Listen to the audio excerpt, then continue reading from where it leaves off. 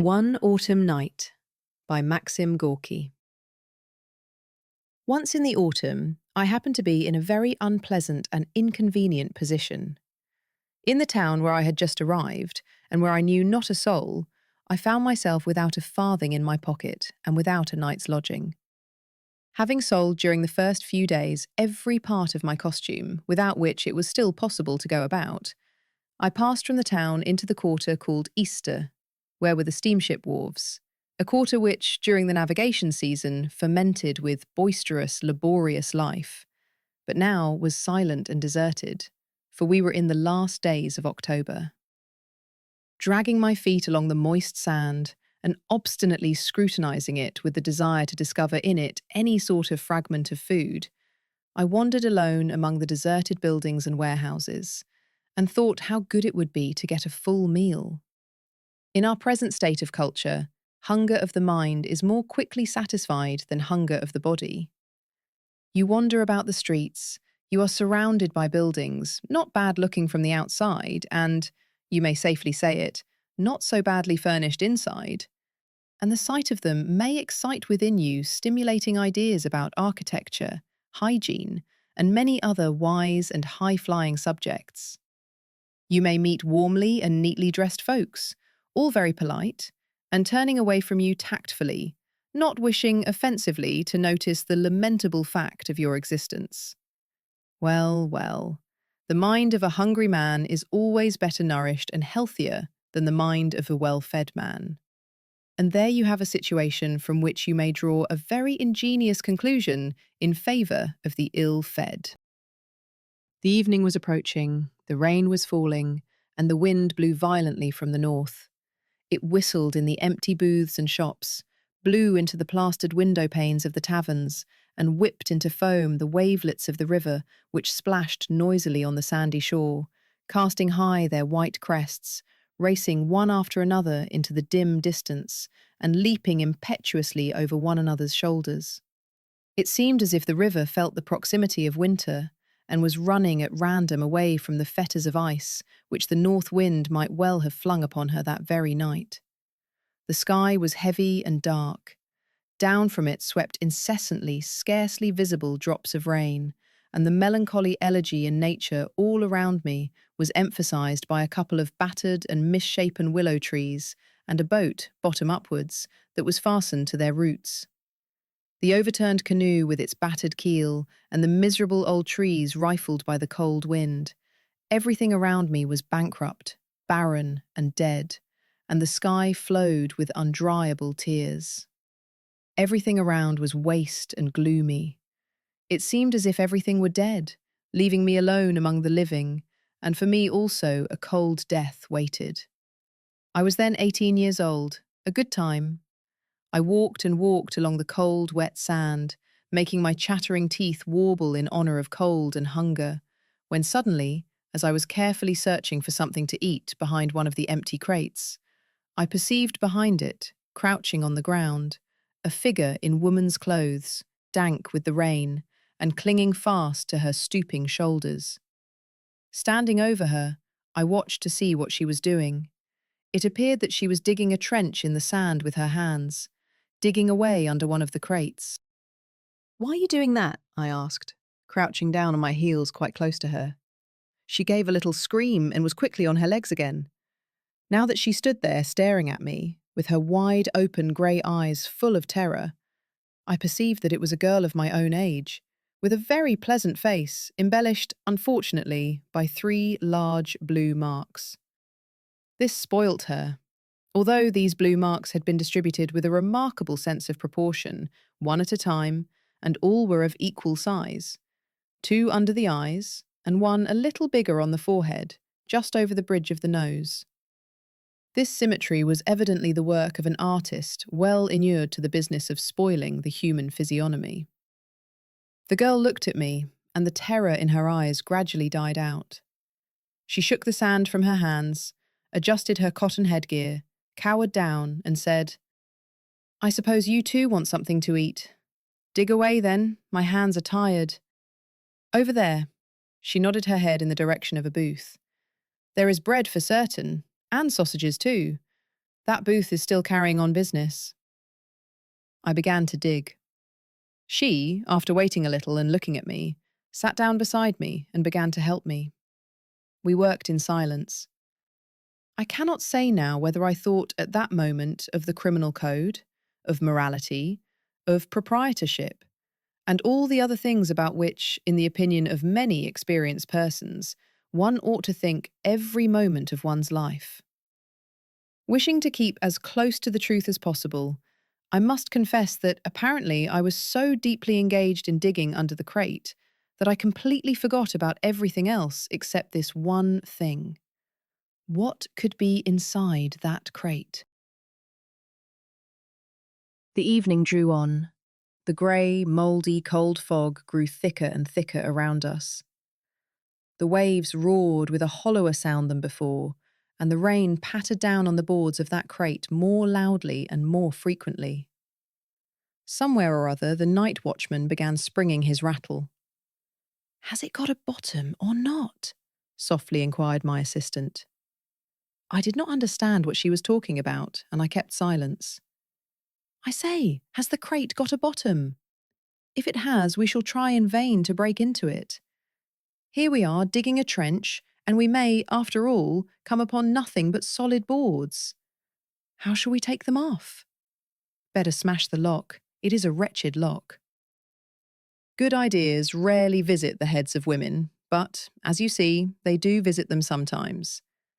I have always valued good ideas, and have always tried to utilize them as far as possible. Having found the lock, I tugged at it and wrenched off the whole thing. My accomplice immediately stooped down and wriggled like a serpent into the gaping open, four-cornered cover of the crate, whence she called to me approvingly in a low tone, "You're a brick." Nowadays, a little crumb of praise from a woman is dearer to me than a whole dithyramb from a man, even though he be more eloquent than all the ancient and modern orators put together. Then, however, I was less amiably disposed than I am now, and, paying no attention to the compliment of my comrade, I asked her curtly and anxiously, "Is there anything?" In a monotonous tone, she set about calculating our discoveries. A basketful of bottles, thick furs, a sunshade, an iron pail. All this was uneatable. I felt that my hopes had vanished. But suddenly she exclaimed vivaciously, "Aha, here it is!" "What?" "Bread! A loaf! It's only wet. Take it." A loaf flew to my feet, and after it herself my valiant comrade. I had already bitten off a morsel, stuffed it in my mouth, and was chewing it. "Come, give me some too. And we mustn't stay here. Where shall we go?"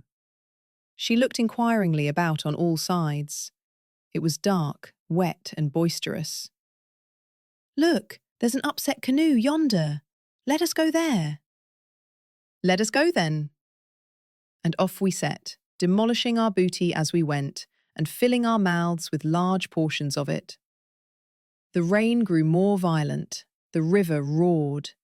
From somewhere or other resounded a prolonged mocking whistle, just as if someone great who feared nobody was whistling down all earthly institutions, and along with them this horrid autumnal wind, and us its heroes. This whistling made my heart throb painfully, in spite of which I greedily went on eating, and in this respect the girl, walking on my left hand, kept even pace with me. "What do they call you?" I asked her, why I know not. "Natasha," she answered shortly, munching loudly. I stared at her. My heart ached within me, and then I stared into the mist before me, and it seemed to me as if the inimical countenance of my destiny was smiling at me enigmatically and coldly. The rain scourged the timbers of the skiff incessantly, and its soft patter induced melancholy thoughts, and the wind whistled as it flew down into the boat's battered bottom through a rift, where some loose splinters of wood were rattling together, a disquieting and depressing sound. The waves of the river were splashing on the shore, and sounded so monotonous and hopeless, just as if they were telling something unbearably dull and heavy, which was boring them into utter disgust, something from which they wanted to run away and yet were obliged to talk about all the same. The sound of the rain blended with their splashing, and a long-drawn sigh seemed to be floating above the overturned skiff, the endless, labouring sigh of the earth, injured and exhausted by the eternal changes from the bright and warm summer to the cold, misty and damp autumn. The wind blew continually over the desolate shore and the foaming river, blew and sang its melancholy songs. Our position beneath the shelter of the skiff was utterly devoid of comfort. It was narrow and damp. Tiny cold drops of rain dribbled through the damaged bottom. Gusts of wind penetrated it. We sat in silence and shivered with cold. I remembered that I wanted to go to sleep. Natasha leaned her back against the hull of the boat and curled herself up into a tiny ball. Embracing her knees with her hands and resting her chin upon them, she stared doggedly at the river with wide open eyes. On the pale patch of her face they seemed immense because of the blue marks below them. She never moved, and this immobility and silence, I felt it, gradually produced within me a terror of my neighbour. I wanted to talk to her, but I knew not how to begin. It was she herself who spoke. "What a cursed thing life is," she exclaimed plainly, abstractedly, and in a tone of deep conviction. But this was no complaint. In these words there was too much of indifference for a complaint. This simple soul thought according to her understanding, thought and proceeded to form a certain conclusion, which she expressed aloud, and which I could not confute for fear of contradicting myself. Therefore I was silent, and she, as if she had not noticed me, continued to sit there immovable. "Even if we croaked, what then?" Natasha began again, this time quietly and reflectively, and still there was not one note of complaint in her words.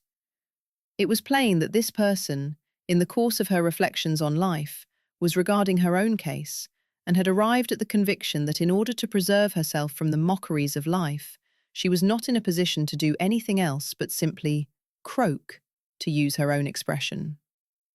The clearness of this line of thought was inexpressibly sad and painful to me, and I felt that if I kept silence any longer, I was really bound to weep.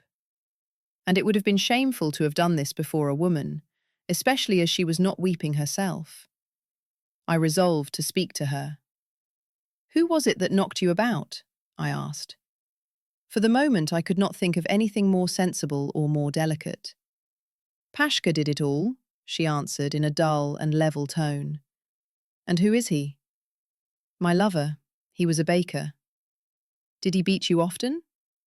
"Whenever he was drunk he beat me, often." And suddenly, turning towards me, she began to talk about herself, Pashka, and their mutual relations. "He was a baker with red moustaches and played very well on the banjo. He came to see her and greatly pleased her, for he was a merry chap and wore nice clean clothes. He had a vest which cost 15 rubles and boots with dress tops. For these reasons, she had fallen in love with him, and he became her creditor.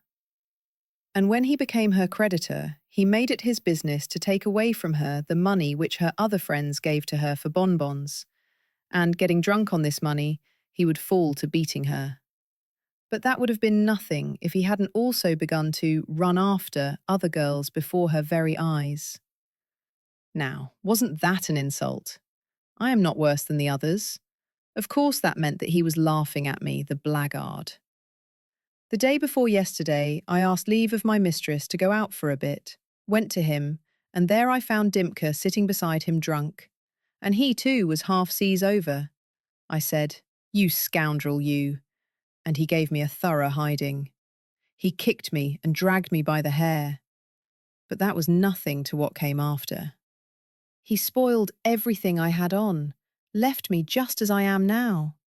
How could I appear before my mistress? He spoiled everything. My dress and my jacket too. It was quite a new one. I gave a 5 for it. And tore my kerchief from my head. Oh Lord, what will become of me now? she suddenly whined in a lamentable, overstrained voice.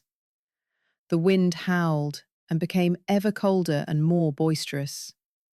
Again my teeth began to dance up and down, and she, huddled up to avoid the cold, pressed as closely to me as she could, so that I could see the gleam of her eyes through the darkness. What wretches all you men are! I'd burn you all in an oven. I'd cut you in pieces. If any one of you was dying, I'd spit in his mouth and not pity him a bit. Mean skunks. You wheedle and wheedle. You wag your tails like cringing dogs, and we fools give ourselves up to you, and it's all up with us. Immediately you trample us underfoot. Miserable loafers. She cursed us up and down, but there was no vigour, no malice, no hatred of these miserable loafers in her cursing that I could hear. The tone of her language by no means corresponded with its subject matter, for it was calm enough, and the gamut of her voice was terribly poor. Yet all this made a stronger impression on me than the most eloquent and convincing pessimistic books and speeches, of which I had read a good many, and which I still read to this day. And this, you see, was because the agony of a dying person is much more natural and violent than the most minute and picturesque descriptions of death. I felt really wretched, more from cold than from the words of my neighbour. I groaned softly and ground my teeth. Almost at the same moment, I felt two little arms about me. One of them touched my neck, and the other lay upon my face. And at the same time, an anxious, gentle, friendly voice uttered the question, "What ails you?"